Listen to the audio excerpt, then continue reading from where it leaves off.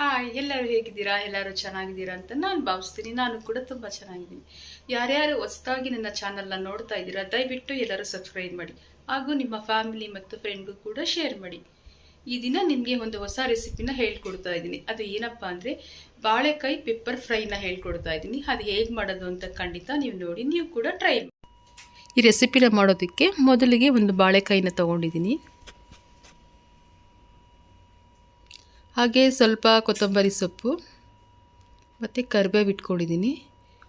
ಒಂದು ಸಣ್ಣಕ್ಕೆ ಹೆಚ್ಚಿರೋಂಥ ಈರುಳ್ಳಿ, ರುಚಿಗೆ ತಕ್ಕಷ್ಟು ಉಪ್ಪು. ಇವಾಗ ಧನಿಯಾ ಪುಡಿ 1 ಟೇಬಲ್ ಸ್ಪೂನು, ಸ್ವಲ್ಪ ಅರಿಶಿಣ, ಕಾಳು ಮೆಣಸಿನ ಪುಡಿ 1 ಸ್ಪೂನು, ಸಾಸಿವೆ, ಶುಂಠಿ ಬೆಳ್ಳುಳ್ಳಿ ಪೇಸ್ಟ್, ಎಣ್ಣೆ. ಬಾಳೆಕಾಯಿನ ಸಿಪ್ಪೆ ಎಲ್ಲ ತೆಗೆದುಬಿಟ್ಟು ಕ್ಲೀನಾಗಿ ವಾಶ್ ಮಾಡ್ಕೋಬೇಕು. ನಂತರ ಚಿಕ್ಕ ಚಿಕ್ಕ ಸ್ಲೈಸ್ನ ಕಟ್ ಮಾಡಿ ವಾಶ್ ಮಾಡ್ಕೊಳ್ಳೋಣ. ಇವಾಗ 1-2 ಟೇಬಲ್ ಸ್ಪೂನಷ್ಟು ಆಯಿಲ್ನ ಹಾಕಿಬಿಟ್ಟು ಸ್ವಲ್ಪ ಸಾಸಿವೆನ ಹಾಕ್ಕೊಳ್ತಾ ಇದ್ದೀನಿ. ಕರಿಬೇವು. ಇವಾಗ ಈರುಳ್ಳಿನ ಹಾಕ್ಕೊಂಡು ಸ್ವಲ್ಪ ಫ್ರೈ ಮಾಡ್ಕೋಬೇಕು.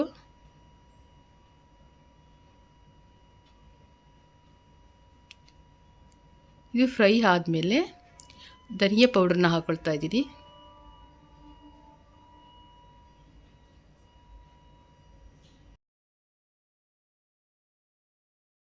ಇವಾಗ ಅರಿಶಿನ ಪುಡಿನೂ ಹಾಕ್ಕೊಳ್ತಾ ಇದ್ದೀನಿ ಸ್ವಲ್ಪ.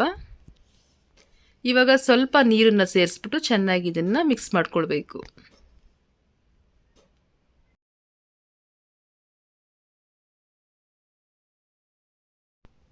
ಇವಾಗ ರುಚಿಗೆ ತಕ್ಕಷ್ಟು ಉಪ್ಪನ್ನು ಹಾಕ್ಕೊಳ್ತಾ ಇದ್ದೀನಿ. ಚೆನ್ನಾಗಿ ಮಿಕ್ಸ್ ಮಾಡ್ಕೋಬೇಕು. ನಂತರ ತೊಳೆದಿಟ್ಟಿರುವಂಥ ಬಾಳೆಕಾಯಿ ಸ್ಲೈಸ್ನ ಹಾಕ್ಕೊಳ್ತಾ ಇದ್ದೀನಿ. ಇದನ್ನು ಹಾಕಿದ ನಂತರ ಚೆನ್ನಾಗಿ ಮಿಕ್ಸ್ ಮಾಡ್ಕೋಬೇಕು. ನೋಡಿ, ಈ ರೀತಿ ಚೆನ್ನಾಗಿ ಎಲ್ಲ ಒಂದು ಮಿಕ್ಸ್ ಕೊಡಬೇಕು. ಆವಾಗ ಫ್ರೈ ಆಗುತ್ತೆ. ನಂತರ ನಾವು ಒಂದು 5-6 ನಿಮಿಷ ಇದನ್ನು ಮುಚ್ಚಿಟ್ಕೋಬೇಕು. ಆವಾಗ ಸ್ವಲ್ಪ ಫ್ರೈ ಮಾಡ್ಕೋತಾ ಇರಬೇಕು. ಇವಾಗ ನೋಡಿ, ಇದು ಆಗಿದೆ.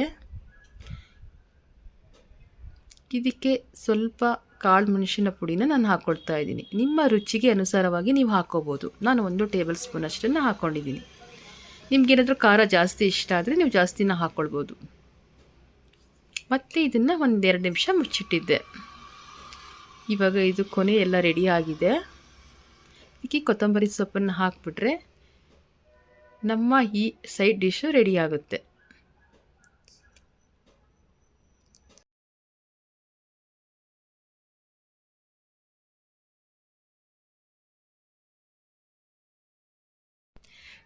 ಪೆಪ್ಪರ್ ಬಾಳೆಕಾಯಿ ಫ್ರೈ ರೆಡಿಯಾಗಿದೆ. ನೋಡಿ ಯಾವ ರೀತಿ ಕಾಣಿಸ್ತಾ ಇದೆ ಅಂತ.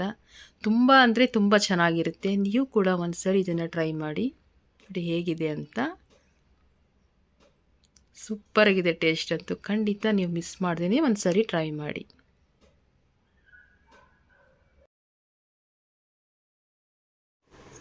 ಈ ರೆಸಿಪಿ ಹೇಗಿತ್ತು ಅಂತ ದಯವಿಟ್ಟು ನನಗೆ ಕಾಮೆಂಟ್ ಮಾಡಿ ತಿಳಿಸಿ.